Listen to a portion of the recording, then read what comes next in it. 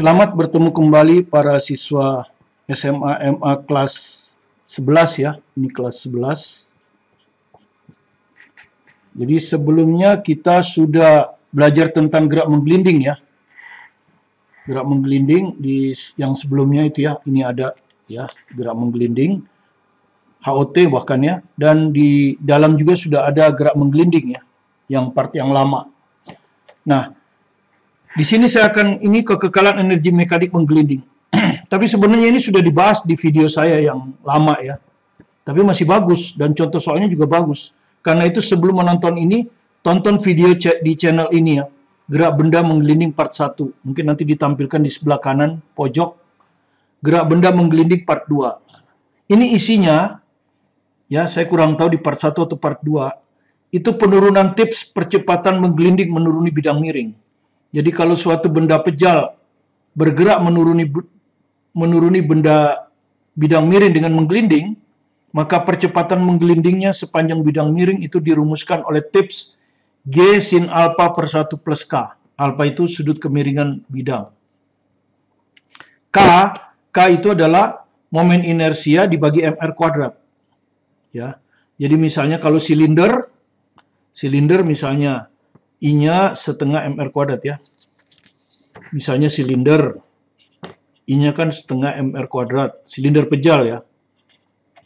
Maka K-nya itu akan sama dengan I setengah mr kuadrat per mr kuadrat.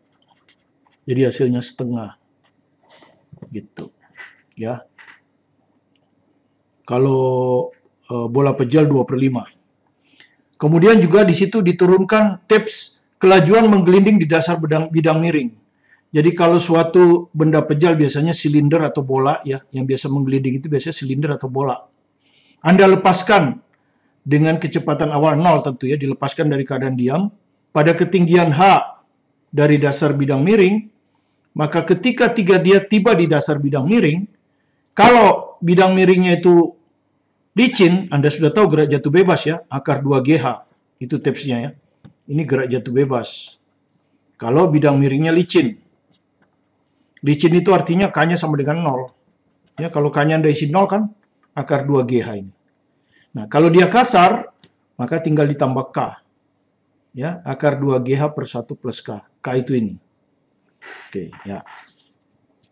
Sekarang kita akan menurunkannya. Jadi sekarang sebetulnya saya hanya mengulangi nih. Ya, mengulangi dengan contoh soal yang agak lain. Tapi mirip. Ya, kalau di part 1-2 ini misalnya pakai huruf, kita pakai angka. Ya, seperti itu. Kalau di part 1-2 pakai angka, kita pakai huruf. Ya, seperti itu. Nah, sebelumnya kita lihat, kalau suatu benda menggelinding, yaitu berrotasi pada porosnya sambil maju, dengan kecepatan pusat massa VPM, maka energi kinetik translasinya adalah setengah M VM kuadrat. VPM kuadrat ya. Jadi V ini V pusat massa. Ya, setengah M kali V pusat massa. Energi kinetik rotasinya adalah setengah I pusat massa. Ya, karena dia porosnya ada di pusat massa. Kali omega kuadrat. Kemudian bagaimana hubungan antara omega dengan V pusat massa?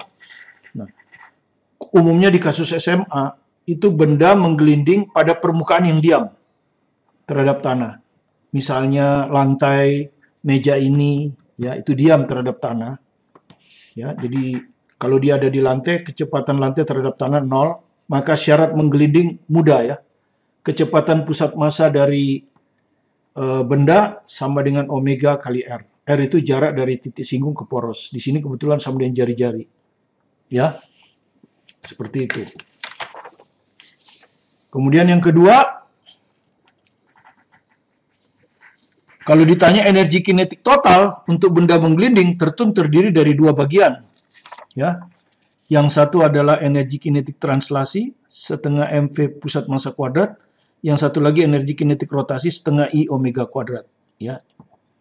Nah, kemudian yang kedua, energi potensial, itu harus diukur dari pusat massa. Ya. Karena bendanya ini punya ukuran. Ya. Nah, di dalam soal ini kalau nggak salah di part 1 atau di part 2 ya, saya lupa. Itu ada soal seperti ini, ada batang dikasih poros di sini. Porosnya itu di ujung. Jadi momen inersianya sepertiga ml kuadrat. Ya, dia akan turun, dilepas track kedua, ketiga. Nah, untuk ngitung energi potensial di posisi 1 itu ini. Di posisi 2 pusat masanya di sini. Ya, taruhlah ini membentuk sudut theta ya, ini theta ini. Ini sudut ini tuh theta. Misalnya, ya. Begitu dia jatuh vertikal, ya, ini tuh pusat masanya di sini. Jadi kalau kita ambil acuannya di sini, bukan berarti energi potensial yang ini nol, bukan. Energi potensial ini harus dihitung terhadap pusat masanya di sini. Jadi MGH3, ya, MGH3. Kalau di posisi 2, MGH2.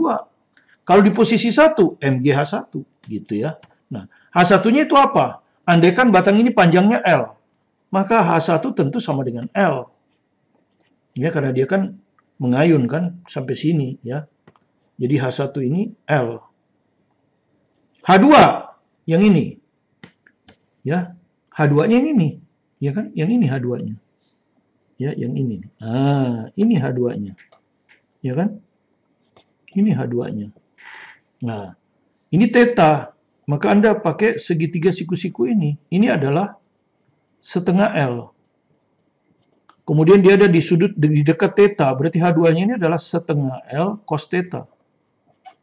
Gitu. Kalau dia ada di 3, maka tingginya yang ini. Ya tahu?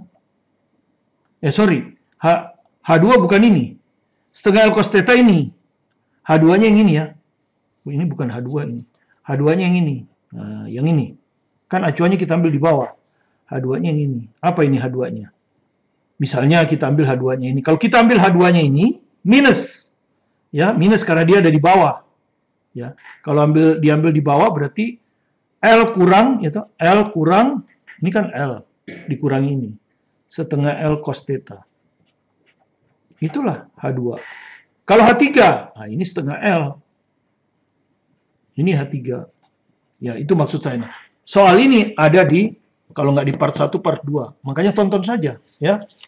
Soal itu kalau nggak ada di part 1, dia pasti ada di part 2 ya. Jadi kalau dia tidak ada di part 1 ini, dia ada di part 2. Ya, jadi biar Anda tidak keliru. Nanti kita akan dapat soal ini nanti di soal HOT ya. Kita akan buat soal HOT nanti. Ya, untuk menghitung energi potensial benda tegar. Di part 2 nanti. Sekarang di part 1 kita ngulang aja. Ya. Nah, kita akan gunakan kekekalan energi mekanik gerak menggelinding pada posisi 1 dan 2 ya. Pada posisi 1 dan 2 untuk ini ya nanti. Atau ini terserah. Maka nanti akan ada energi mekanik 1 sama dengan energi mekanik 2. Energi mekanik itu terdiri dari energi potensial dan energi kinetik. Dan energi kinetik terdiri dari 2 bagian karena dia menggelinding. Ada yang translasi, ada yang rotasi. Ini di posisi 1, ini di posisi 2. Ya. Oke, sekarang kita langsung buat penurunan rumus lagi. Kita turunkan lagi sekali lagi biar Anda puaskan. Kalau masukin angka ya. Menurunkan rumus kelajuan benda di dasar bidang miring. Ya, jadi di part 1 itu akan ada. Saya hanya ngulang lagi nih. Jadi ini misalnya benda ini di sini. Dia dilepas saja ini ya. Dari keadaan diam. Sehingga kalau kita bilang ini posisi 1, maka kecepatan V1 translasinya 0, omeganya juga 0. Pusat masanya di sini. Ini pusat masanya di sini. Nah.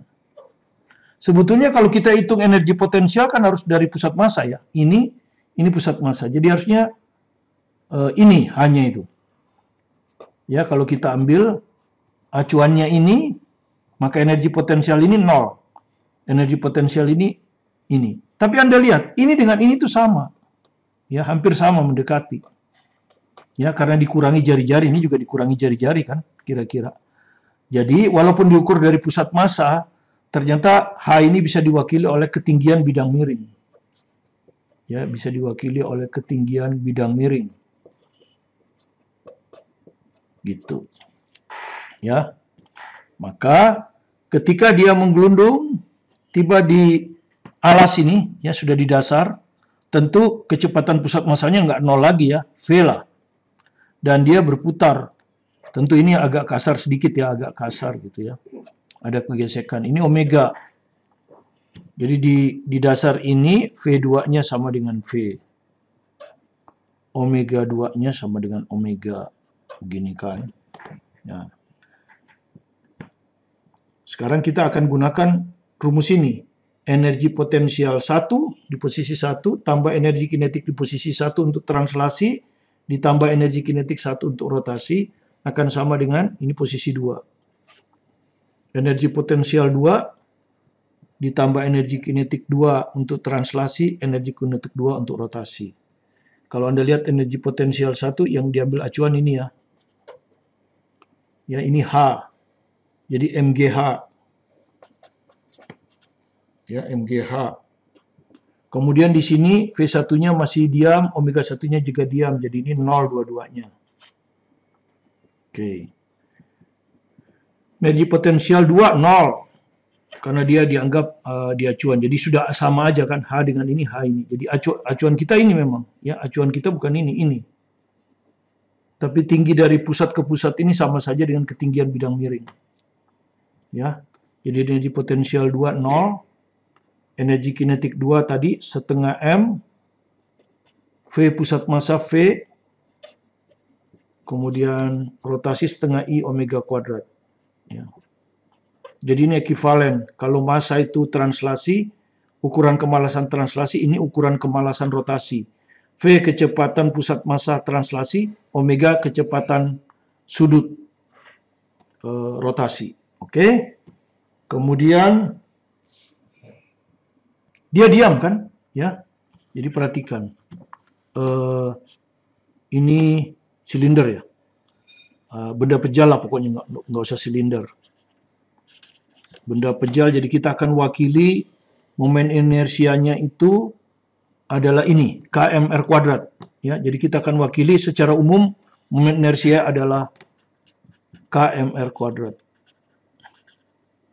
Ya, benda pejal ini.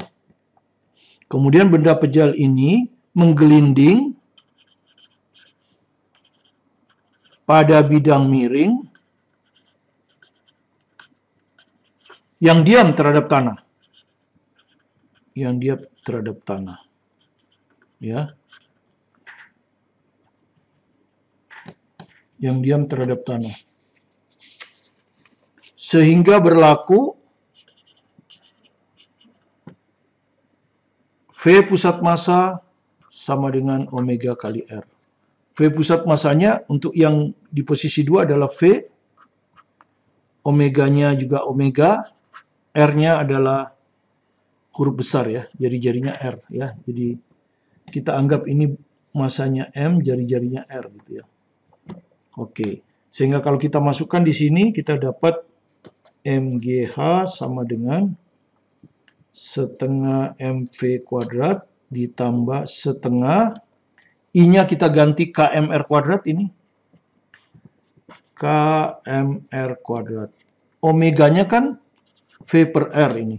Ya. Jadi kalau omega kuadrat berarti V kuadrat per R kuadrat. Kan begitu ya. Jadi ini kita ganti omega ini. V kuadrat per R kuadrat. Nah, seperti itu. Maka R kuadrat bisa hilang ini. Di sini ada massa, di sini ada massa, di sini massa hilang juga. Terus kita kalikan 2. Supaya tidak ada setengah-setengah. Ya. Maka 2 kali GH, 2 kali GH, ya. Sama dengan setengah V kuadrat jadi V kuadrat. Ditambah setengah hilang, ya, KV kuadrat. Nah, kalau ini V kuadratnya kita keluarkan, sisanya adalah 1 plus K, V kuadrat, 2GH. Anda lihat, Anda dapat V pusat massa ini sebetulnya, ya, V pusat massa ini adalah akar 2GH per 1 plus K. Ketemulah rumus Stepes itu. Ketemulah rumus Stepes ini. Ya, yang bisa kita gunakan. Tapi perhatikan, benda dilepas dari keadaan diam. Kalau bendanya nggak dilepas dari keadaan diam, Anda nggak boleh pakai rumus ini. Ya, karena di sini ada energi kinetik awal dan ada energi kinetik translasi awal dan ada energi kinetik rotasi awal. Jadi nggak boleh Anda pakai rumus ini. Hati-hati pakai rumus ini. Harus dilepas dari keadaan diam pada ketinggian H. Ya, turun dengan ketinggian H. Oke, ya, jadi kita sudah dapat. Nah, Anda sudah tahu kalau bidang miringnya licin, itu kan? Kalau bidang miringnya licin, itu K-nya 0. Jadi rumus ini lebih umum. Itu yang kita sebut gerak jatuh bebas, kan? Maka V pusat masanya akan sama dengan akar 2GH. Ya, jadi kalau licin akar 2GH saja. Gerak jatuh bebas. Kenapa? Karena K-nya 0.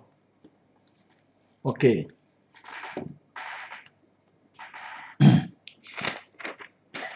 Sekarang kita bahas dulu soalnya. Ya. Kita bahas dulu soalnya ini, ya. Soal pertama dulu kita bahas, ya. Ini diambil dari STPM 2009. M itu Malaysia, ya. Jadi kita lihat juga bagaimana ujian di Malaysia, ya. Kalau kita dulu kan UN, dia STPM. Ya, diambil dari buku penuntun belajar fisika. Ya, jadi kalau Anda punya buku ini bagus, banyak latihannya, ya. Ya, bukunya ini tuh. Ya, bukunya ini. Bagus, ya. Sedangkan kalau teori penurunan rumus tadi Anda bisa dapat dari sini. Di sini ada penurunan rumusnya. Ya, dan juga ada contoh soalnya tentu, ya. Jadi saling melengkapi, ya. Ini banyak soal dari luar negeri, dalam negeri dan semuanya, ya. Oke. Sekarang kalau Anda baca di situ, sebuah bola bermasa M, ya, jari-jari R, ya, menggelinding pada kelajuan linear U sepanjang suatu bidang horizontal. Jadi dia hanya menggelinding pada bidang horizontal, ya. Dia hanya menggelinding pada bidang horizontal begini. Bidang horizontal. Ya. Pada kelajuan linear U, kelajuan di sini maksudnya kelajuan pusat massa tentu, ya. Tanpa slip. Nah, tanpa slip itu artinya kalau ini diam terhadap tanah, maka ini akan ada omega, kan? Maka U-nya akan sama dengan R kali omega. Gitu, ya. Sepanjang suatu. Jika momen inersia bola, nah hati-hati. Ya, di sini kan tidak dibilang bolanya pejal atau berongga. Cuma di sini momen inersianya diketahui. Jadi Anda harus tahu itu. Momen inersia 2/3 mr kuadrat. Nah, Anda sudah tahu bahwa ini K-nya 2/3. Ini artinya K-nya 2/3. Ya, tapi ini bukan gerak bidang miring, ya. Ngitung ini mah. Ya, ngitung. Berapakah energi kinetik bola? Jadi dia tanya, ngitung ini energi kinetik bola berapa? Tentu terdiri dari energi kinetik translasi ditambah energi kinetik rotasi. Energi kinetik translasi kan rumusnya setengah M kali kecepatan pusat massa, ya. Saya tulis dulu rumusnya, ya. Energi kinetik rotasi adalah setengah I omega kuadrat. Nah, syarat menggelinding adalah ini, ya. Kalau bidang horizontal ini diam terhadap tanah. Dan itu kasus SMA, ya. Bidang horizontalnya diam terhadap tanah. Kalau KSN biasanya bidang horizontal ini bergerak terhadap tanah. Sehingga Anda harus pakai konsep percepatan tangensial. Oke, sekarang kita masukkan masanya, ya, M. Jadi setengah M. Ya, V pusat masanya itu U. Ini U. Jadi ini U kuadrat ditambah setengah. Momen inersianya ini 2/3 mr kuadrat. Omeganya V per R, kan? U per R di sini, ya. Ini kalau Anda lihat dari sini, omega itu U per R. Ya. Sehingga kalau omega kuadrat, berarti U kuadrat per R kuadrat. Ya, jadi ini U kuadrat per R kuadrat. Ya, R kuadratnya bisa dicoret. Jadi hasilnya adalah ini setengah MU kuadrat, ini 2/6, ya, 2/6. 2/6. MU kuadrat, jadi MU kuadratnya di luar aja. Nah, begini. Tinggal Anda pilih nih. Ini kayaknya per 6, ya. Setengah ini 3/6. 3/6 tambah 2/6, 5/6. Nah, jawabannya D. Ya. Jadi 5/6 MU kuadrat. Ya, jadi ini hanya pemahaman bagaimana menghitung energi mekanik total, ya. Ya, di UN juga muncul tapi biasanya dalam bentuk angka. Lihat aja di part 1. Kalau nggak salah di part 1 ini. Ya. Ya, lihat aja di ini. Kalau nggak salah ini, gerak benda menggelinding part 1 ya. Sudah ada di channel ini. Lihat di linknya. Ya, cuma dalam bentuk huruf. Kalau nggak salah bentuk dari huruf apa angka saya lupa. Jadi hampir sama ya, baik ujian Malaysia maupun ujian kita sama. Oke, kita lanjut ke teori lagi ya. Oh, tapi nggak usah, teorinya udah selesai ya. Jadi kita lanjut lagi sekarang ke nomor 6. Ya. Nomor 2, sorry, halaman 6 ya. Nomor 2. Nah, kali ini saya ambil soal dari 1000 pena ya. Ini. 1000 pena fisika 11 ya, jilid 2. Bukunya udah nggak terbit ya, tapi ini dulu bagus, cukup bagus. Seperti saya katakan, saya akan revisi lagi buku ini supaya tampil lebih bagus ya untuk kurikulum yang baru nanti. Oke, soalnya seperti ini. Ya, ini hanya aplikasi dari rumus ini ya. Akar 2GH per 1 plus K yang tadi kita udah turunkan ya, aplikasi aja. Sebuah bola pejal, jadi perhatikan bola pejal. Ya, momen inersianya nggak diketahui, berarti kita harus hafal, yaitu 2/5 mr kuadrat. Maka K yang di rumus itu adalah 2/5. Ya toh? Sebuah bola pejal menggelinding dari keadaan diam, cocok. Ya, tips itu harus menggelinding dari keadaan diam, cocok. Ya. Menuruni suatu bidang miring yang tingginya 1,4 meter. Cocok ya, tingginya 1,4 meter. Hati-hati kalau yang diketahui panjang bidang miring. Kalau panjang bidang miring maka Anda perlu sudut untuk hitung H. Ya. Jadi bisa saja soalnya seperti itu. Kelajuan linear silinder ketika tiba di kaki bidang. Nah, ketika tiba di kaki bidang ini, berapa KV ini? Ya, Anda sudah tahu rumusnya tadi kan? Ya, tinggal akar 2GH per 1 plus K. Sudah saya turunkan juga ya. Jadi sama dengan akar 2, gravitasinya 10, hanya 1,4 per 1 plus K. Di sini aja dihitungnya. 1 plus K itu berarti 1 plus 2/5. Jadi 7/5. Nah, ini 7/5 langsung. Nah, jadi kan gampang ini. Akar, berarti ini 5/7 kan, kalau ke atas 5/7. Kali 2 kali 10 kali 1,14, 14. Ya. Jadi kalau kita coret begini, ini 2. Nah, terlihat di sini 2-nya bisa keluar kan, karena ada 2. Jadi jawabannya 2/5. Oke, ya. Jadi kalau dengan tips mudah ya, tapi hati-hati harus dilepas dari keadaan diam dan ketinggian vertikal. Hati-hati kalau panjang bidang miring. Kalau diketahui panjang bidang miring biasanya diketahui alfa. Maka Anda harus pakai sinus, ya. Jadi H ini kalau panjang bidang miring itu harus sama dengan S sinus theta. Misalnya ini theta gitu ya. Ini S. Diketahui ya. Maka Anda harus pakai, hanya Anda hitung dulu dari S sin theta. Oke? Kita ke nomor berikutnya ya. Ya, nomor terakhir lah ya. Jadi nanti di yang kedua baru kita buat soal-soal HOT ya. Soal-soal HOT, dan kita mungkin ambil soal dari India ya, SMA di India tingkat lanjut. Kemudian mungkin sedikit soal KSN yang agak mudah. Ya, tapi konsepnya konsep KSN ya. Karena di masa depan soal akan seperti itu, karena kalau soal yang seperti ini keluar terus, semua siswa sudah bisa ya. Ya, semua siswa sudah bisa. Oke. Sekarang kita baca soalnya. Sebuah bola pejal berjari-jari R, ya. Sebuah bola pejal berjari-jari R, jadi jari-jarinya itu R, dan bermasa M, ya, bola pejal, ini lakonnya bola pejal. Ya, Anda sudah tahu kalau nggak diketahui momen inersianya 2/5 mr kuadrat. Kalau nggak diketahui, didorong dengan kecepatan awal 3. Nah, sekarang dibalik. Kalau tadi ke bawah, sekarang malah didorong. Kan gitu. Ya. Didorong sehingga kecepatan awalnya 3.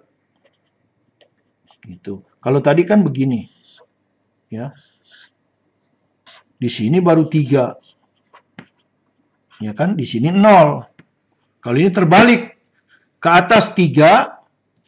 Terus apa?